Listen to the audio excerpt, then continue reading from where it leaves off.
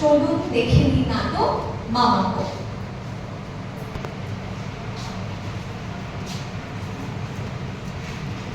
ঘরের এক পাশে মাঝে বসে একটা ছেলে কাগজ হাতে লইয়া কি যেন ভাবিতেছে, অন্য পার্শ্ব হইতে তার মামার কলেজ।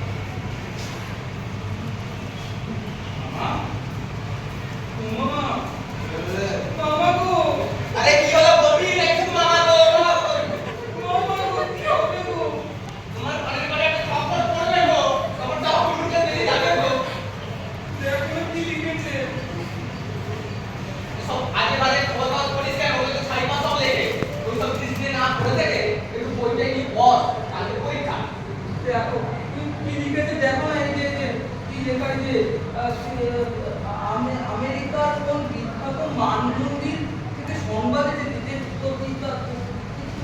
দুর্ভিক্ষণ যন্ত্রের ধূমকেতু দেখা গিয়েছে।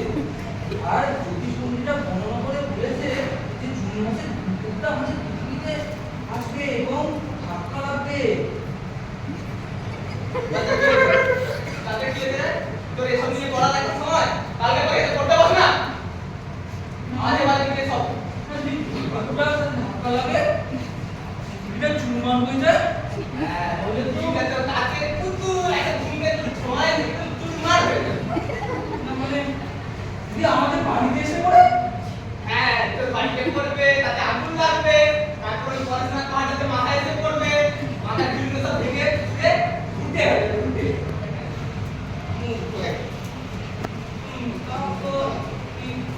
তোমার মনে আছে সেই গোবিন্দ যে মামা ছিল, সেই মামা নাকি এই কত বছরই মানে পিলে চমকে মরে গেল। মনে হচ্ছে একটা আপদ আছে, একদম জোর চলো মনে হচ্ছে ঠিক হয়ে তাতে তোর কি পড়া হবে। আর কিছু না, মানে তো আমাদের জিমনাস্টিক স্যারটা, হ্যাঁ সে পাইছে মরে গেল। আরে সে বলছে তো তোর কি তুই এখন দিনদয়াল হচ্ছিস, দয়াল হচ্ছিস নাকি? না আমি পড়াশোনা করলে তো হয়। কে কখন কিভাবে মরে যায় সেটা তো বলা যায় না। তা কি হবে গো এরপরে? তো তুমি জানো বজরুলের বাবা, সে বজরুলকে কত সুন্দর প্রাইজটা কিনেছিল। কি আমার এ বেটা এ তোর মোটরটা কি বলে রে তুই সাফা বল তো কি কাজ তুই কাজ না মানে সে বলেছি যে আমাকে একটা প্রাইজ কিনেছে দিলে না তো আগে যদি তুমি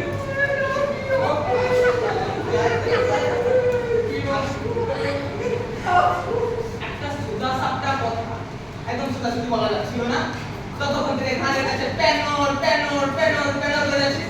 হ্যাঁ আজ এবারে সব একটা চল তোকে একটু দিব চল।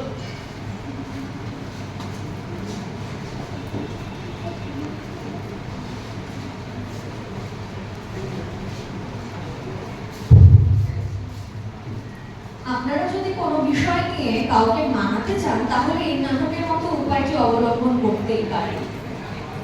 তো এই ছিল একটা ছোট্ট নাটক আমাদের দুই জুনিয়র সৌভিক এবং অভিজিতের তরফ থেকে।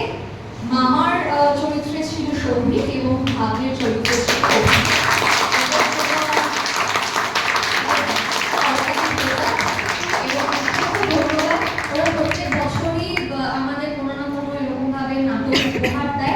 এবারও একটা ছোট নাটক ওরা উপহার দিল, এবং আমাদের সকলের প্রিয় আশা করি সুকুমার রায়ের, সে তো একদম মানে মজার লেখক, সবই তার মানে মজা হাসি সেটার মধ্যে থাকবে, সেরকমই একটা ছোট্ট নাটক আজকে তারা পরিবেশন করলো। অসংখ্য ধন্যবাদ ওদের, এভাবেই তারা চালিয়ে